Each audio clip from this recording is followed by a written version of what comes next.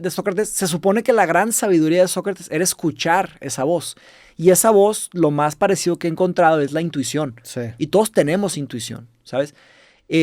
Cada persona, cuando hace algo o cuando piensa algo, hay como que una voz muy bajita. Bien, bien bajita al principio. Que es de que, oye, eso es mentira, o eso no es cierto, o no sabes, no estás seguro. Se dirían. Ándale, una corazonada. Una corazonada en Así español. también le digo, un hunch, una corazonada. También le he dicho así. Y todos tenemos esa voz. Sócrates le atribuía su sabiduría a verdaderamente escuchar esa voz. Eso es. Sabiduría socrática es escuchar esa voz. Y al estarse entrenando por muchos años, empezó a escucharse cada vez más. No estoy diciendo que siempre esté perfecta esa voz. Sí. O sea, nos equivocamos. Esa voz, ¿tú cómo la tipificarías? ¿La tipificarías como señales inconscientes que tu cuerpo capta y te arrojan una conclusión? Porque la manera en la que yo me identifico más con esa voz sería cuando conoces a alguien que a lo mejor no te ha tratado mal, no te ha dicho nada malo, pero algo no te cuadra y no sabes verbalizarlo. Para mí es una corazonada que son señales que te da la persona a lo mejor de una manera inconsciente, que tú las atrapas de forma inconsciente y te generan un ruido que te acaba escupiendo. Y no sabes ni siquiera verbalizarlos. ¿Eso sería la voz o cómo la describirías tú? Sí me suena, sería parte de... Okay. La mejor palabra que he encontrado es intuición. Yeah. Ahora, la intuición se puede desarrollar. Si tomas la intuición de un niño o la intuición de un adulto, pues son diferentes cosas. Y si tomas la intuición de un médico para medicina o la intuición de un médico para el soccer, pues, ¿verdad? Entonces, la intuición se puede desarrollar. Se aterriza. Se aterriza. Pero si hay una parte que está como que mística, pero no mística, es como que genética, como que hay algo que hacemos cálculos más allá de lo evidente y pensamos conclusiones más allá de lo explicable. Que es una cuestión incluso evolutiva de supervivencia, ¿no? Esa intuición 100%. se basa mucho en eso. O sea, los prejuicios que generamos de muchas personas son cuestiones incluso de supervivencia. O sea, que nacieron de esa manera y ahora que no tenemos la necesidad de usarlas, generan estos vestigios que son estas corazonadas. ¿Sí? Así es como yo lo describiría. Un amigo de Inglaterra me habló de exactamente esto que mencionas, del tema de que lo que llamamos como sesgos, eso es un tema también de sobrevivencia, porque no hay forma de pensar y calcular todo. Claro. Entonces automáticamente se brincan a conclusiones. Como algo pasó en el pasado, tienes un sesgo a que vuelva a pasar en el futuro. Sí. Y eso es un problema de la inducción, es un tema de lógica inductiva. La lógica inductiva son aproximaciones, pero la lógica deductiva, esa es la que se desarrolló en Grecia, fue la primera, y esa fue la que se desarrolló con Aristóteles. Pero bueno, es un tema un poco desviado. Pero sí, todos hacemos inferencias en base a información parcial. Nadie tiene información completa de nada. O sea, toda la información, por ejemplo, de que, oye, debería de ir mañana a un partido de fútbol. ¿Cuál sería toda la información de hacer eso o no hacer eso? Pues no, es información parcial. Pues dice, va a llover o no, me voy a meter en problemas con alguien o no, debería hacerlo o no, me voy a divertir o no, y ya, decides. Sí, la intuición en el tema programacional y específicamente en el tema de ajedrez, por ejemplo, en donde tienes que calcular qué movimiento hacer, la intuición, a fin de cuentas, si tú clasificas a las decisiones como un árbol que generan distintas ramas y estructuras, el ajedrez tiene tantos posibles escenarios que es imposible incluso para una computadora actualmente analizar todas las movidas. Entonces la intuición es ese sentimiento de qué ramas perseguir.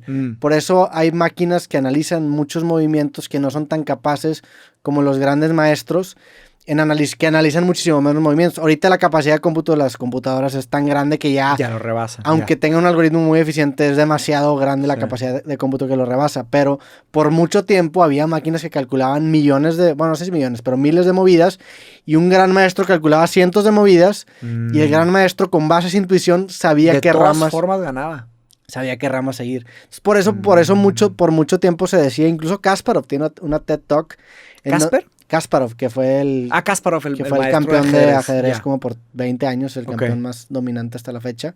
Tenía una TED Talk que hablaba sobre la combinación entre humano-máquina y utilizar esa fuerza bruta de calcular los quimeras, guiado por la intuición de un gran maestro. Ya. Oye, y luego hubo lo de Go, ¿no? Que primero una máquina de IBM le ganó en ajedrez. Deep Blue. El Deep Blue. Y luego le ganaron en Go. ¿Viste eso? Go fue un juego más... Sí, Go fue un juego, es como un ajedrez de 2 o 3 dimensiones, ¿no? Sí, mucho más complicado. Pero te iba a decir que te quiero recomendar que después el próximo proyecto de IBM, lo acabo de descubrir, porque el primero fue de Deep Blue de ajedrez, y luego fue de Go, y el siguiente proyecto fue de debate. Ya. Una máquina debatiendo con un vato. Y fue en Cambridge. Fue en la Universidad de Cambridge. Y acaba de pasar. Pues pasó hace 2-3 años. Pero ahorita que... Y nos enteramos. Yo no sé cómo quedó el debate, pero... Ahorita que dijimos de si va a llegar un punto en el que va a ser demasiado complejo el escalar la montaña filosófica para poder aportar algo nuevo, seguramente la solución es una computadora. Inteligencia artificial. Una computadora va a escalar esa montaña en cuestión de nanosegundos y va a generar implicaciones. En ajedrez también pasa lo mismo. En ajedrez hay engines, que son estas máquinas que son mejores que los grandes maestros. Y había una muy famosa que se llamaba Stockfish, que Stockfish por mucho tiempo era la engine dominante en ajedrez. ¿Cómo mides la dominancia? En ajedrez puntúan la capacidad de un jugador con un sistema que se llama sistema de FIDE, que te da una puntuación. Un gran maestro, por ejemplo, ahorita Magnus Carlsen, que es el campeón del mundo, tiene una puntuación de como 2800, que es la puntuación más alta de la historia del ajedrez. O sea, es el campeón más cabrón de la historia del ajedrez. Las engines tienen puntuaciones como de 3000, 3500. Entonces Google desarrolla esta nueva engine de ajedrez, pero cambia completamente el paradigma de cómo aprende la máquina ajedrez. En lugar de la manera en la que convencionalmente aprendían estas engines era que les alimentaban juegos. Entonces, entre más juegos tenían, mejor se hacían. Sí. Google generó esta engine con base a Machine Learning, es decir, que no le decían a la compu cómo aprender ajedrez o a la máquina. Entonces, la misma computadora acababa aprendiendo ajedrez bajo sus propios términos. Aprendizaje no supervisado. Hicieron una partida entre Stockfish y AlphaZero. Uf. Y güey, como en 2 horas, AlphaZero, que es la de Google, se acabó cogiendo a todas las demás engines, de AlphaZero. Sí, pero fue una locura, o sea, que aprendió como en 2 horas a jugar ajedrez y ya le ganaba a las máquinas más cabronas de la historia. Mira, aquí está. AlphaZero es un programa informático desarrollado por DeepMind que utiliza un enfoque generalizado en AlphaGo Zero. El 5 de diciembre de 2017, el equipo de DeepMind lanzó una preimpresión presentando AlphaZero que logró en 24 horas un nivel de juego sobrehumano en ajedrez, Shogi y Go, al derrotar a los campeones del mundo Stockfish y Elmo, que eran estas máquinas. O sea, en 24 horas le acabó ganando a las máquinas más cabronas, cambiando el paradigma de cómo aprendía. En lugar de meterle estos sesgos humanos... De estarle metiendo más y más y más. Eso es lo que más asusta a la inteligencia artificial. Que genere maneras de aprender que haga que las formas en las que los humanos aprendemos sean de juguete, o sea, y te asusta porque es como si tú dices de que, bueno, pero vamos a protegernos de cierta manera. Güey, la equivalencia va a ser, es como si tú para protegerte, la manera en la que aprende esta inteligencia artificial le pones una rejita de esas de bebé a una Homer. O sea, la va a acabar aplastando. Se va a tronar. Y eso, en este caso en específico de AlphaZero se refleja ese miedo distópico que se tiene también en este tema. Pero ya sé que vamos a platicar esto. Digo, la verdad está muy distante a eso. Porque ese miedo está basado en unas ganas.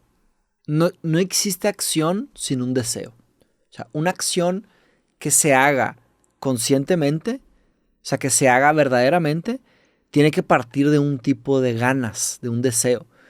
Y eso es el chiste que dicen en la inteligencia artificial, en la academia, que es que no sabemos cómo programar a las compus. We don't know how to program them to give a fuck. They don't give a fuck.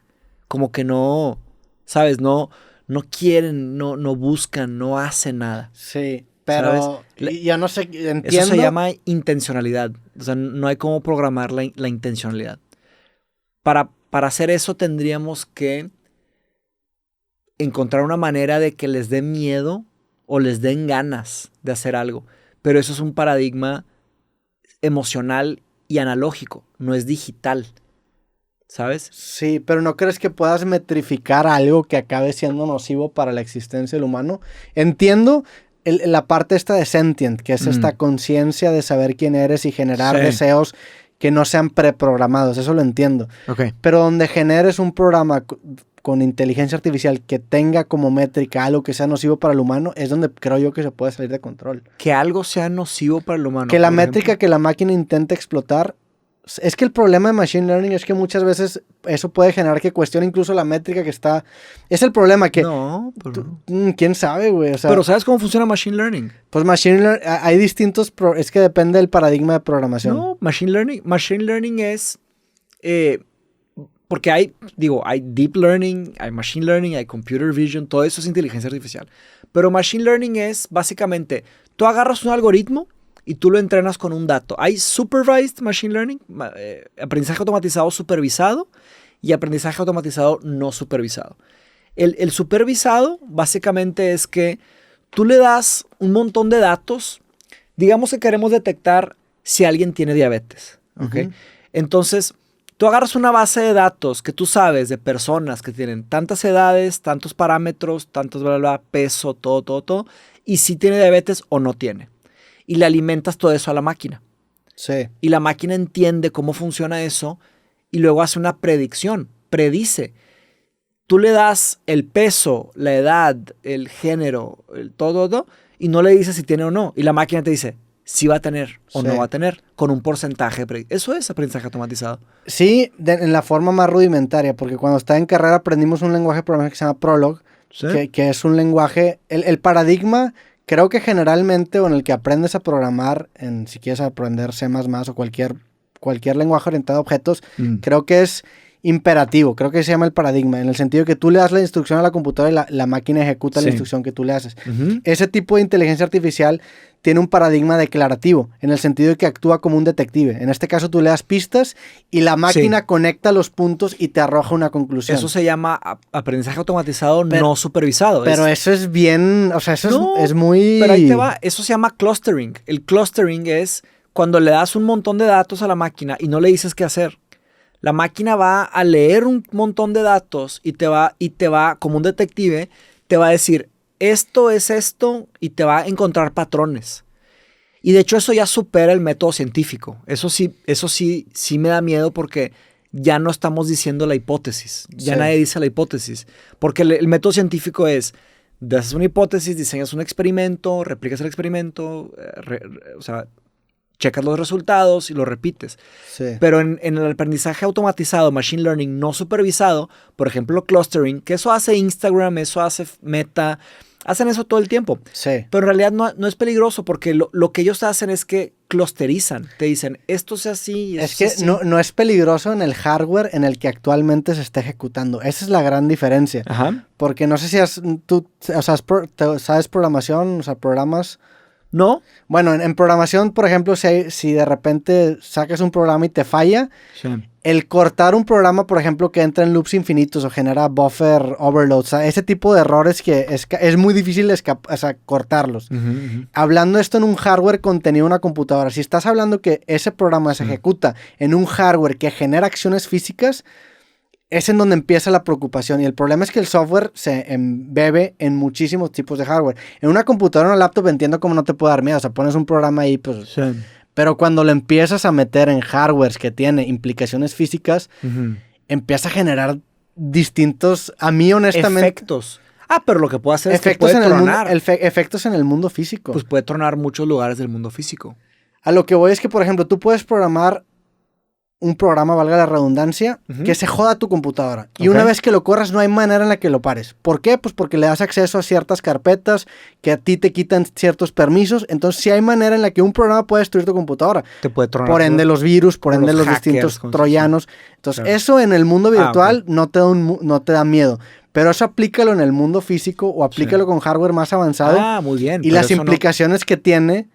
Pero eso no quiere decir que eso sea una inteligencia artificial general o inteligencia artificial fuerte. Eso es inteligencia artificial estrecha todavía. Digo, estoy hablando de un caso bastante rudimentario. Sí. Pero combina estos conceptos